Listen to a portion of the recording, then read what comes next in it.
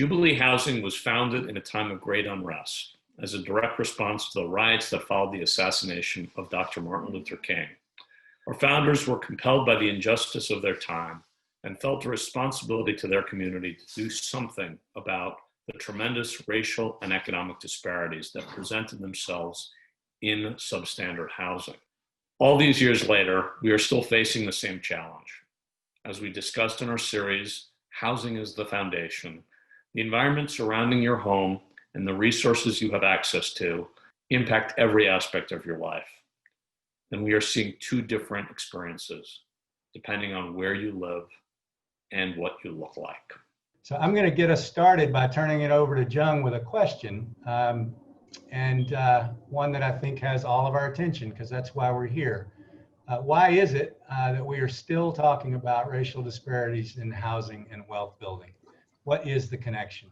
Okay, thank you, Jim, for the introduction, and it's nice to see you all online. So first, let me start with showing you where we are now. Currently, this graph shows that the median net wealth of Black households is about 10 times smaller than the median net wealth of white households.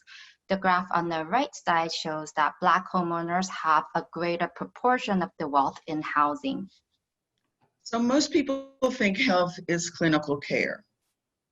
In fact, 80% of what makes you sick has nothing to do with your genes, your medical condition, or access to a physician. It's all the other stuff.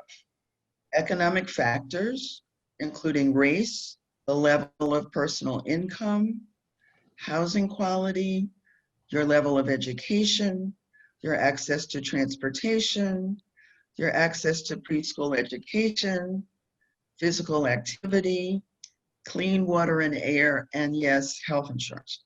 Economist Raj Chetty has shown that the single most predictive indicator for future economic well-being is none other than the zip code that you live in.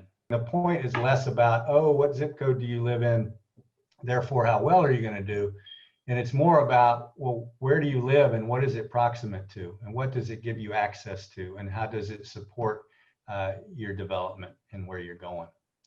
So I put up on the screen a PowerPoint slide that we like to share with our families about what academic performance by ward in DC schools looks like. And as you can see, it's inequitable. And so a lot of times when we talk about housing, it's layered over together with that data about where people live. Because unfortunately, we're segregated by income and by race.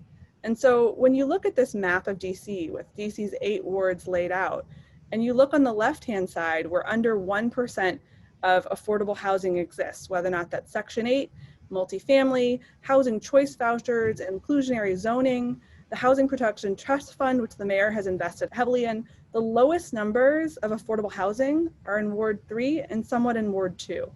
And yet when you look on the other side where more than half, or 20 to 50% of our housing is affordable, you're looking almost entirely at 7 and 8. So essentially, by policy and by choice, we are concentrating poverty and we're not creating equity between our schools or between our communities. In this time of profound upheaval and grief, we find ourselves returning to the core belief that good housing is the foundation of a city that works for everyone. To build this foundation, Jubilee is doing two things. The first is advocacy.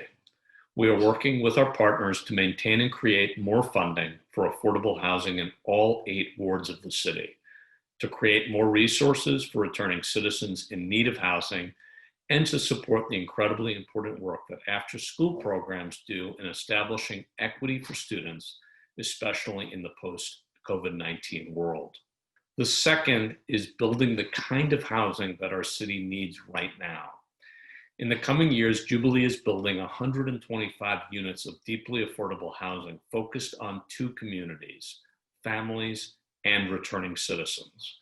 We are focusing on these communities because they face the greatest housing burden right now. For families, we are building 2, 3, and even 4-bedroom units in Columbia Heights and in Adams Morgan. And right across the street from our Kalorama building, we'll be expanding our transitional housing program for returning citizens to include both immediate and long-term housing. The King Emmanuel Baptist Church will create 20 units of housing for people in the very first months after incarceration, helping them to adjust to their new life in a safe and supportive environment.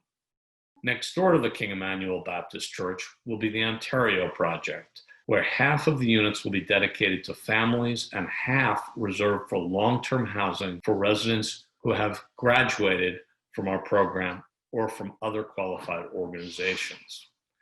Jubilees' work creating justice through housing has never been more critical. We serve a community of over 600 people, yet our wait list could stretch a mile long.